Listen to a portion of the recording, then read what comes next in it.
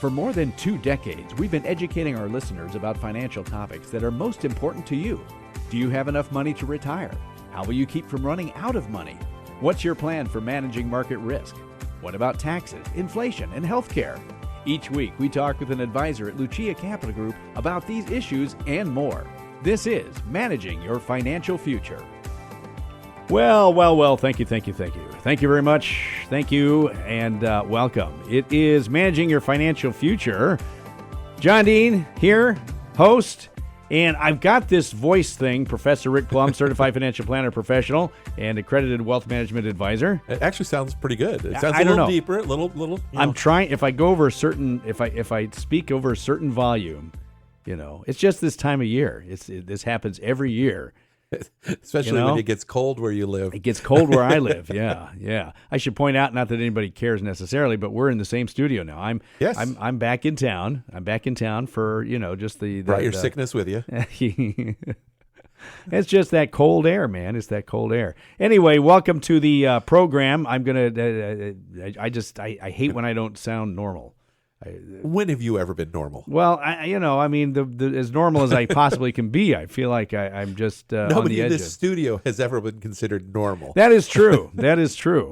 From a bunch of different standpoints. And one of the ways that people are normal is they don't do things like figure, Social Security payments and benefits, and they don't study Social Security. They don't study Social Security. Normal people don't read through the Social Security manuals and understand it and can explain it later on and then get updates on it as things change, as they often do. They have changed, although we haven't had a major change for a little over 10 years now. And the last major change was the getting rid of the... it got rid of the file and suspend, got rid of the spousal only, got rid of some games that we used to be able to play 10 years ago.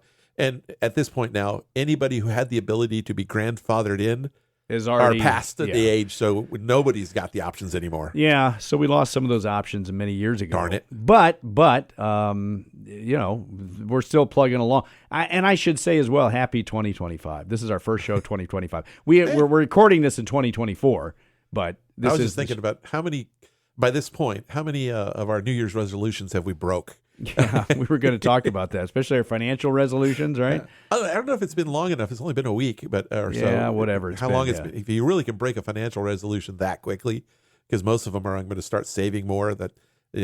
People break them, within 2 or 3 days. Yeah, that's the workout one. Yeah, they break that in the first couple Eventually, hours. they all get broken. I'm going to watch what point. I eat. Yeah, I watch more of it as I eat more of it. I mean, can you imagine somebody in September saying, "Oh, I can't have that because my New Year's resolution."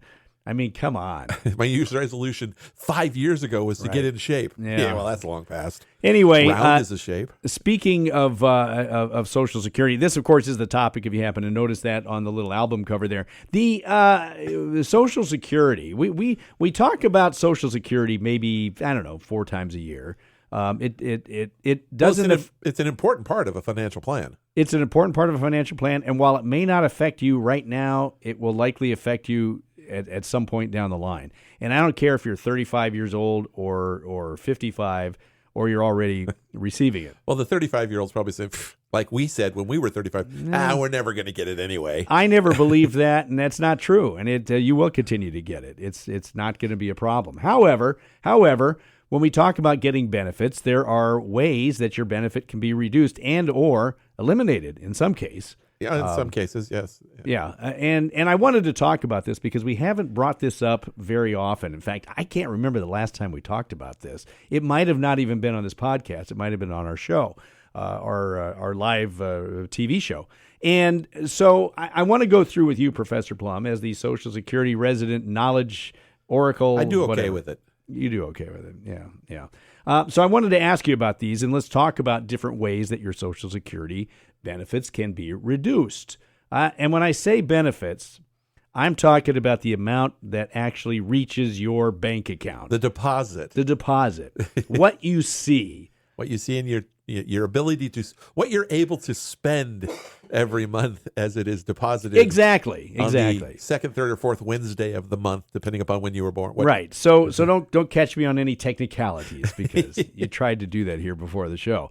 Let's get into some of these things here, and it's important because again, I was joking that most people don't have the they're normal in the sense that they don't bother to look into this Social Security stuff, and a lot of it is very complicated. Right, and a lot of people are surprised by either A, how much they're going to get, or B, how little they're going to get, depending on what their expectation was to begin with, or what they have heard from other people that they're receiving. Yes, and there's another reason why we're going to be talking about this. So let's talk about the first. There are probably 3 or 4 reasons. I don't know. Maybe we'll think of another one. Why your benefit could be, or why your deposit could be reduced. Correct. Or, in as we said, eliminated potentially.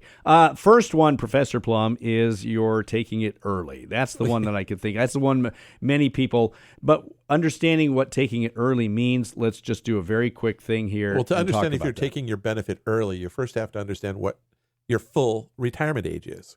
The full retirement age when Social Security was first created was age 65.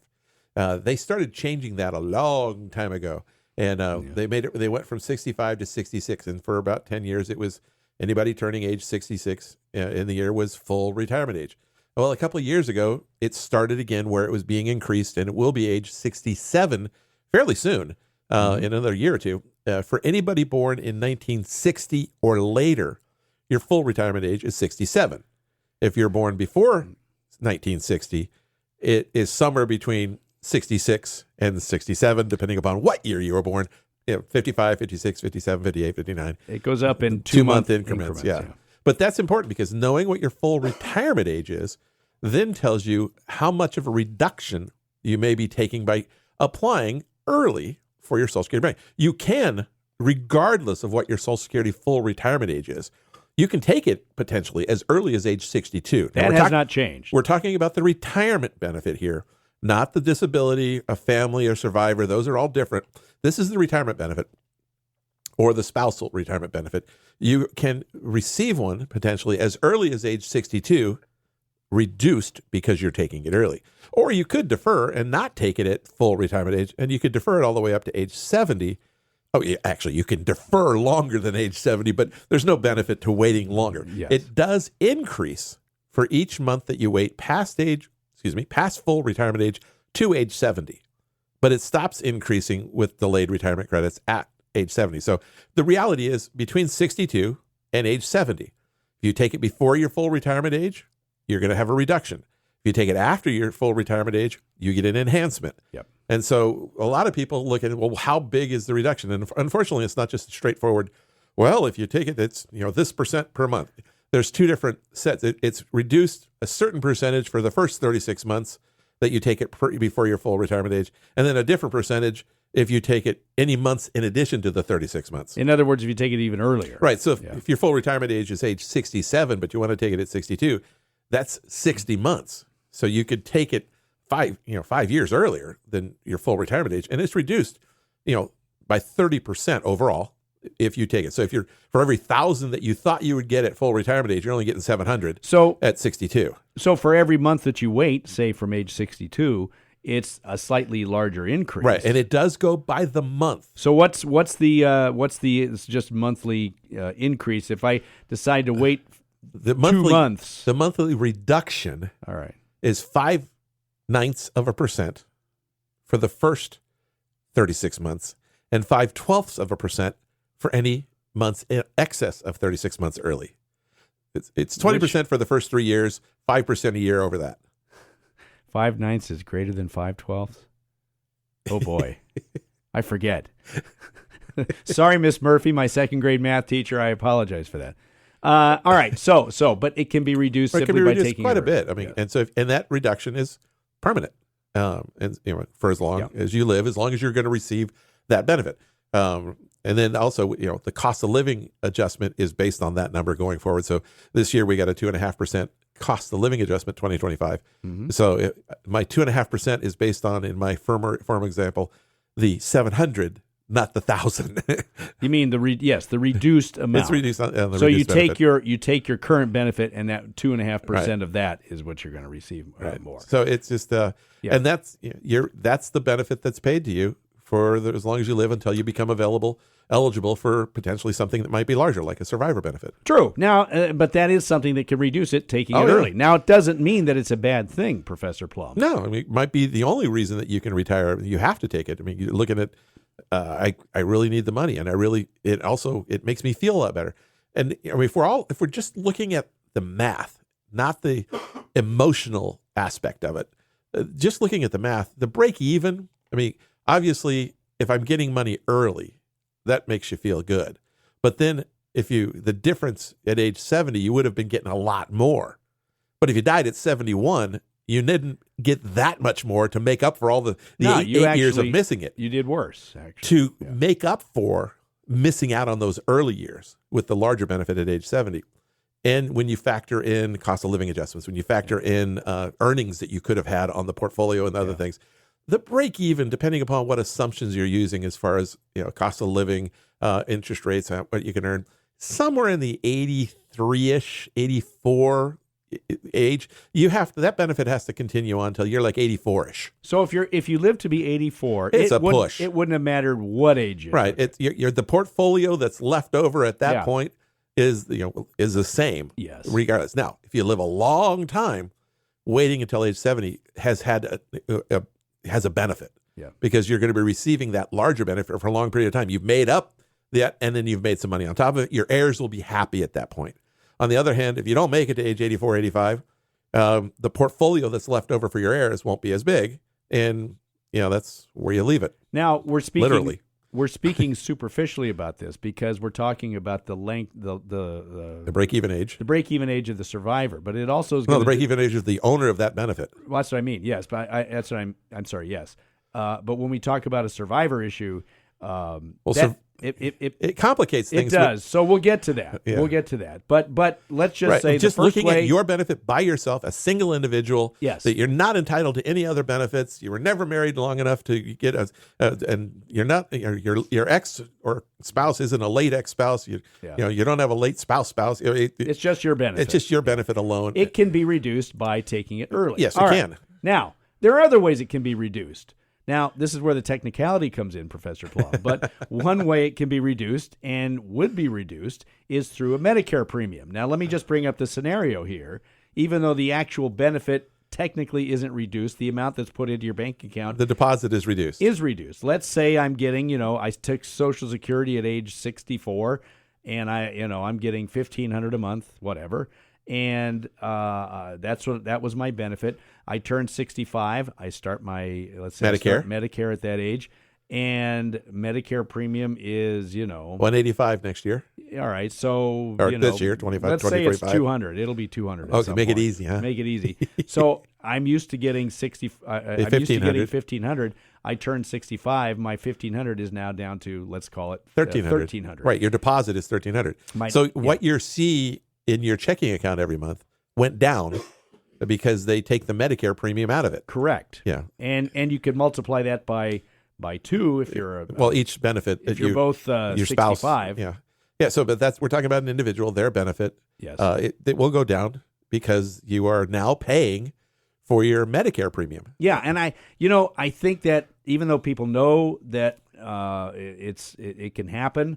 I think they're taken by that takes them by surprise. The other one that takes them more by surprise is where they've been receiving their, in your example, $1,500 a month all along. They're 72, 73, 70. They're way past. They've been on Medicare for years now. Deal. True. Yes. No big deal. And a couple of years ago, they sold a vacation house. And they realized a couple $100,000 of gain, and it went on their tax return.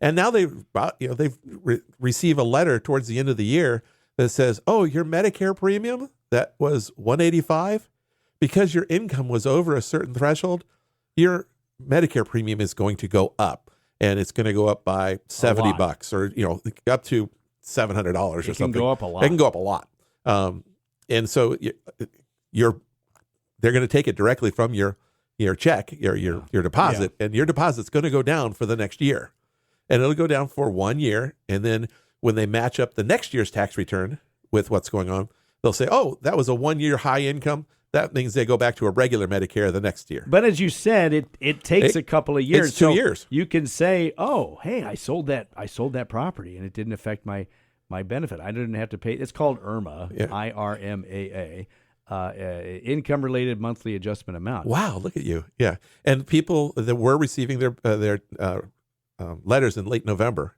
That said, "Oh, for 2025, you're being charged the extra premium because your 2023 tax return adjusted gross income was over $206,000, $212,000, excuse me, for a married couple, $106,000 for a single individual. So they're looking 2 years behind. Why are they looking 2 years behind?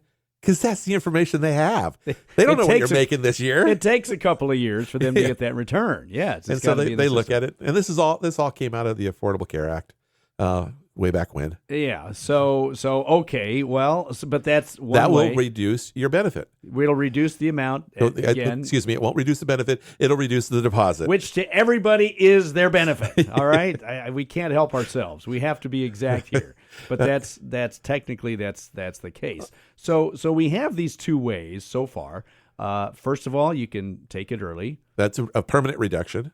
It is a permanent reduction. Medicare can be either a permanent reduction in your deposit or a temporary one, depending upon whether it's the actual Medicare premium or the additional Medicare premium based on IRMA. Yeah, it's going to depend on what other incomes you have. You mentioned selling a vacation home because or something. Usually when you're retired, that's something that there's happens, some large taxable event that happened that pushed you over the threshold into the surcharge area for your Medicare premium. Okay, so here's another way this can be reduced, and this often takes people by surprise, and this is why it's important to know your full retirement age, Professor Plum. It has to do with earning money while you're receiving a benefit. The retirement earnings test. Yeah. And now it's called the retirement earnings test, but it applies to any Social Security benefit that you're receiving, even if you're receiving a spousal or survivor benefit. It's not called the survivor retirement earnings test. It's the retirement earnings test, but it is an earnings test on any benefit. The disability earnings tests are different, much lower thresholds, sort of. They're very wonky. We'll stay with this. We'll stay with the more normalized retirement ones, which are either a survivor benefit or a retirement benefit. If you retire at 60, 61, 62, and you start receiving your benefit early, and then you decide you want to go back to work because you're bored or whatever the case may be, and you start earning an income more than roughly $25,000 a year, then you have the privilege of paying back. You're not eligible for a retirement benefit if you are under full retirement age for the entire year. Yeah. So if you're under full retirement age for the entire year and you're getting your Social Security benefit and you're working and creating an earned income, W-2 wages, Schedule C self-employment income, something you're paying FICA taxes on, Social Security taxes on, pensions, IRA distributions, interest, dividends, capital gains. That's not what they're looking for. They're looking for earnings. They're looking for basically income that you are working. Like I said, something basically you're paying Social Security tax on for the most part. And if you have that and you're making more than roughly $25,000 a year, then they're going to say you are not eligible for the benefit that you're receiving because you're under full retirement age, you're not of age, and you're working. It's a retirement benefit and you're not retired. Or it's a survivor benefit and you're not retired. Yeah. Well, yes. It's a benefit you're receiving a benefit and you're not retired, and you're not full retirement age. Now, they don't just cut it off. No, it's not a 1 penny over, you get nothing and be happy about it. That's just, it's a phased in number. So once you reach the threshold, they look at how far over the threshold you were for the year, and they take away, or they ask for you to pay them back. Yeah, $1 for every $2 you're over the threshold. So 50% of the excess over the threshold. So if the threshold's $25,000, and for the year you made $35,000, you were $10,000 over the threshold. They want you to write them back a check for $5,000, assuming you got benefits of equal to $5,000. So they could take it all back. If you're making $100,000. You're way over the benefit. They're gonna ask you to pay it all back, and they want the check. And if you don't pay it all back, they're going to stop paying you the check, until you show them that you're not working anymore or you've reached full retirement age, and they want the money back. And if they don't get the money back, when you do become eligible because you reach full retirement age or you quit working, they're going to pay you the benefit that you would have earned to themselves to pay themselves back. True. And they control it. They've got the money, so you don't have a choice on that. Yep. They're going to pay it back. Now, the good news is, if I did start at 62, and then at 63, I went back to work, and I worked for 63, 64. I worked for those 2 years. And then I retired again at 65. When I do start receiving my benefit again, I pay them back for the 2 years.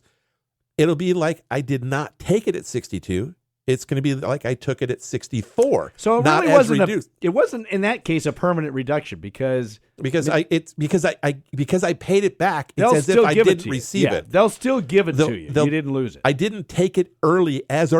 Yes. Because I got 1 year of it, but I didn't get 2 years of it. So they're going to look at it. Well, you didn't take it at 62. You took it at 64. So instead of getting the reduction of $700 on the 1,000, my reduction may only be $850, and so I may get a little bit bigger benefit going forward. So if you're taking your benefits and you're under full retirement age, and you're planning on going back to work, some people look and they say, "Gee, I can't really make it on just Social Security, but I can make it work with Social Security and a little bit of income." Well, make sure that little bit of earned income doesn't affect your Social Security benefit, because then you have to make more income. Right. Doesn't exceed roughly 25. It's roughly 25 right now. And that number does go up. It goes up every year. Every year. That's why I said roughly, because I don't have the exact number. Yeah. I really don't care at the moment for that exact number. But I mentioned earlier, that was if you are working and you are under full retirement for the whole year. every month of the year. But in the year that you reach your full retirement, well, let's go back a little bit.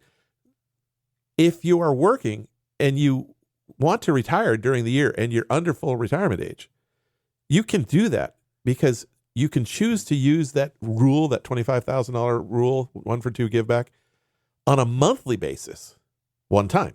So if I'm working along and I'm 63, 64 years old and I want to retire, and I want to retire in June or July, and I've already made 70, 80,000, 100,000, 500,000, whatever the number is, I'm way over the $25,000 threshold. But I want to get my Social Security when I retire, so I want to retire in June and start getting my benefit in July, August. Like everybody else should. Which makes sense, because now I am retired. They will look at it on a monthly basis, one time. And so I can say, I retired in June, I'm making no more money, pay my benefit in July, August, and keep me going. Yeah. And as long as I'm not making more than 1/12 of the annual threshold in any of those months for the rest of the year, they won't take my benefit back. That you're retired. That I'm retired. Yes. So what they're saying is, we will not take it back. Yes, you made well over. But you were not receiving a benefit while you were working. Now you're not working and receiving a benefit. You're fine. But if you play the game where I'm going to go back to work for 6 months and then say this, they're going to say, okay, you can only do this monthly deal one time. Right. And then there is a different rule for the year that you reach full retirement age. My birthday is in June. I will reach my full retirement age in June. And so if I wanted to work in January, February, March of the year that I turn 70 or 67, my full retirement age is 67, it's a different game in that year. The threshold is now over $50,000. You can make a lot more that year. And they only look at what you earn in the months before you hit your full retirement age. So if my normal income is $100,000 a year, and I'm going to work, half of the year to June, I'm going to make $50,000 in that half of the year. I can start my benefit in January and not have to give any of it back, because I won't make more than the threshold for the year in the 6 months that I'm working before my full retirement age. And I was talking to some friends over the weekend about this whole thing. Their full retirement age was August, and they're working, and they're looking at, well, when should I start my retirement? And I want to start it as early as possible. And we're talking about how much you're going to earn in the months prior to your full retirement age. If you don't go over the threshold, you can start it at 66 and a half-ish, and not have to pay any of it back. It's kind of a weird game to play. And they wanted to play the game. So they were looking at, well, if I get close to that number, I'll just have to maybe quit a month early. They were looking for a reason to get out. Well, this does get a little complicated, and I know it could be tough to follow. Just understand that if you go back to work, this is the third way that your Social Security benefits can be reduced. You're under full retirement age. And you're under full retirement age. There are issues. There are issues if you make more than a certain amount. Right. And most of the time it's a roughly $25,000 number, a 1 for 2 give back. In the year you reach full retirement age, it's over $50,000, and it's a 1 for 3 give back. Yeah. Less of a problem the year you turn full Now, the retirement earnings test used to go all the way to age 70, and they scaled that back about 15, 20 years ago, but people still think it goes all the way to 70. Yeah. And I think this is where also people, because it used to go to 70 and then it was open season, you can make as much as you want. Some people get the idea that, by the time I get to 70, then none of my benefit will be taxable anymore either. No, age has nothing to do with taxation of Social Security benefits. No, and we'll do that on another one, which is another good point. Boy, this stuff can get involved. All right, so those are 3 of the 5 ways. So far, we've been talking about taking your Social Security early. We've been talking about your Medicare premium, lowering the deposit, and then making too much money, which of course will reduce it or eliminate it until such time as you actually retire. Now, here I'm going to give a little. This is going to be a little inside baseball here, Professor Plum, and you know where I'm going with this. We had planned to talk about the 5 ways, okay, that Social Security can be reduced, or at least the 5 major ways. All right, we've talked about 3 of them. The last 2 were the windfall elimination provision, called the WEP, and the government pension offset, the GPO, my little GPO.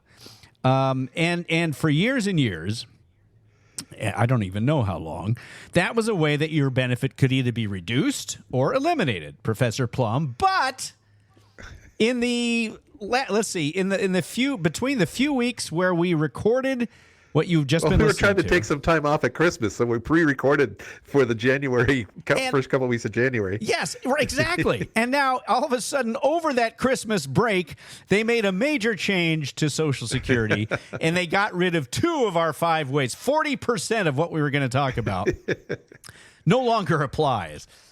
Excuse me. So we've what we're doing now is instead of talking about another 2 ways it can be reduced, we're going to talk now, Professor Plum, about the new rules. So for those who didn't know, can you just give us the very, very quick the way it used to be under the windfall elimination provision, the WEP, and the GPO, the government pension offset. Then we'll talk about what's changed, because it's important. Right, and those came in 1973 and 1983, respectively. And so for people that have a pension from work not covered by Social Security, so they worked for the federal government before 1984. They worked for a municipality. A lot of first responders, law enforcement. They have really nice pensions, but that doesn't mean that was the only job they ever had in their lifetime.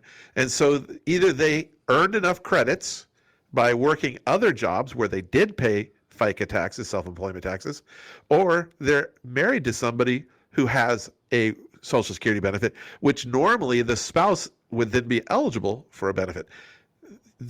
If you had a pension from work not covered by Social Security, it could mess with your own Social Security benefit, or it could really mess with a spousal or ultimately a survivor benefit that you would otherwise be eligible for.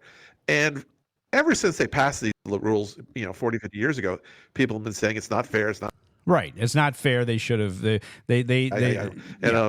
right in some respects. So they're talking about trying to get rid of the WEP and GPO for a long time, and it had gone nowhere. I mean, they've talked about this for 20 years that I know about easily, and all of a sudden, at the end of the year, last year, they got together and they basically overwhelmingly passed what they call the Saving Social Security Bill, H.R. 82, and it was signed into law by the president, and it did away with the WEP, the windfall elimination provision, and the government pension offset, GPO, for any benefit payable after December 2023. So basically, starting in January 2024, if your benefit was reduced because of the WEP, was reduced or eliminated because of the GPO, you're now going to get that back, and you're going to be able to get that benefit going forward. This is a raise to a lot of people that otherwise weren't going to be able to get anything. And so it was, like I said, it was fairly overwhelming. It was about 75% to 25%, 70-30 for it. And the people that voted against it were not necessarily voting against getting rid of it. They were just saying, we need to either phase this in or find a way to pay for it in their minds, because it is expected to have an impact on the so-called Social Security Trust Fund. And it will, obviously, if you're paying out more benefits, it's going to make that accounting ledger at the government Social Security office go into the red sooner than otherwise. But who cares? cost $192 billion over the next 10 years. Right. Okay. So it goes it goes back for this past year. It doesn't go back 10 years. So if you can't go back and reclaim that. I think they were calling it part of the Social Security Fairness Rule or Fairness Act. Social Security Fairness Act. Fairness Act, which always plays well. You know, that kind of moniker always plays well in the public. But I think it's fair. This time the name actually lives up to what the bill says. A lot of the bills make up a name that has nothing to do with what's in it. Right. This one actually played into it. So, and it was a fairly small bill. It didn't have a lot of anything else on it. It was basically just this. Get rid of those two provisions. So if you have a pension from work that where you did not pay into Social Security, and you have another job where you're eligible to pay to receive benefits, either your own benefits or spousal benefits based on somebody else's work record, you can now, at least from the year ago, starting January of 2024, recoup those benefits that you were otherwise not entitled to. Right. And so the big question is, how do I get my money? How do I do this? And so the reality is, Social Security still hasn't announced exactly what's going to happen, but in looking at how it works, if you are already receiving your own benefit, but it was reduced because of the windfall elimination provision, or you were receiving a spousal or survivor benefit, but it's been reduced because of the government pension offset, those are probably going to be automatically adjusted, and you won't have to do anything. They'll automatically adjust them, start sending you the larger amount and the retroactive amount back to January 2024. Where you might have to do something is if you did not apply for the benefit because you didn't think you were going to get it anyway. This is going to be more on the spousal and or survivor side than your own Social Security side. But let's say you signed up and you're taking your own Social Security benefit, even though it was reduced by the WEP, but you never got around to signing up for, or didn't bother signing up for the survivor benefit because your pension would have wiped it out anyway, and so you never applied for it. Now you're going to want to go back in and apply for it. So if it's more likely going to be on, as I said, the survivor or the spousal benefit where you never applied for it, so you might as well go apply for it now, and you'll get a raise going forward and a retro check. Now that one, because it's not something they can just flip a switch and say, well, you're already receiving, we're just going to adjust it. We don't know who's supposed to be receiving it, so you're going to have to apply for it. Yeah, and it's worth it to do that. Heavens, yes. There were, as you said, there were people who didn't bother even. They said, "Well, I'm not going to get it. But, my benefit's been eliminated by the GPO or whatever," and they said, "Well, I'm not even going to bother." But they're going to correct it at least to some degree. Now, whether or not it's going to be completely fair and everybody's going to get every penny they were entitled to, I don't know. Well, since January 2024. It should work. We are partially speculating on how they're going to do this, but the Social Security Administration has said that that's what they're going to do. Is that right? Well, I know that for people who are receiving their Social Security benefit but continuing to work, maybe they're past full retirement age, maybe even past age 70, but they're continuing to work, and this new year of earnings is a very good year, and it happens to become one of their best 35 years of earnings. Remember, Social Security benefits are based on your best 35 inflation-indexed years of earnings, at least inflation index prior to you turning 60. And they check it every year. Every year, another year of earnings shows up. They check to see if that year is one of your best 35. And if it is, they redo the benefit calculation and start paying you the higher number from that point forward. And because it usually takes a year for them to figure it out, they retroactive that check back to when you earn that money. That provision is already in place for people already receiving the benefit. That's why I believe that the idea that they're going to be able to do this automatically for people that are already receiving the benefit that has been reduced by WEP or potentially GPO, that's going to be an automatic. It's where you are not receiving it that you're going to have to apply for it. Yeah, and we would suggest that you do that. You might as well get every penny you're entitled to. Oh, heavens, yes. Yes, yeah. Hey. This is your benefit, Money's folks. money. Bring it on. You better believe it. So anyway, I think that covers it. Obviously, it's brand new within the last week. I mean, I guess they voted on it in late December. And then it's been signed. Well, they voted on December, but it wasn't signed into law until the 6th of January. Right. So anyway, that's the deal on that. If anything does change, or if we get updates, we'll certainly do this. But this was the first time, Professor. We were so proud of ourselves. We had everything recorded back in early December. We said, "Great, we got a month and a half worth of episodes. We can take 2 weeks off for Christmas," which we do every year. And the one episode they messed us up on, so we had to jump in, and now we're recording this. This actually is 2025. I mean, you and I, we're recording. So now we know when we're doing pre-recording like this to try to take some time off, don't talk about anything that can change in the law. Yes, which unfortunately covers like 90% of the things, especially when we talk about taxes. So, but Social Security, I thought there's no way they would ever change this WEP and GPO, and they did it, which I'm glad they did. But they've been talking about it for a long time. Yeah, but they never did anything about it. And it never went anywhere. No. And then all of a sudden, boom, it gained support. Well, I'm glad it did, and that's it. So anyway, those are the ways your Social Security benefit. I mean, we named 3, and those are still good. They were taking it early, making too much money, Medicare premium. Those will still reduce the ultimate amount that goes into your bank account. There may be other ways. Maybe we'll throw those in a future episode. But Professor Plum, I thank you for doing this little. It's not an emergency add-on to the podcast, but an emergency session of the podcast. It's a last-minute change to the podcast, and maybe we'll come up with a couple more ways to do that. Do you know what the maximum age 70 benefit is? You mean if you earned you hit the wage base all the right years for the full 35 years, what the highest Social Security benefit could possibly be? Is it at 4,000? No. Keep going. No, I'm saying, has it hit the 4,000? It's over 4,000? Yeah. No, it's way over 4,000. For one individual? For one individual who turned 70 and started, this is for 2024, and it hit the wage base every year, 5,101. No, really? Yeah, they could get $60,000 a year Social Security for that one person. Son of a gun. I had the number 4,000 in my head. Well, a couple of years ago might have been that. Well, it probably was. Wow, 5,100. Yeah. Now, can you imagine that? I am. I'm imagining it. Yeah. Yeah, well, you can only imagine it now. It's too late.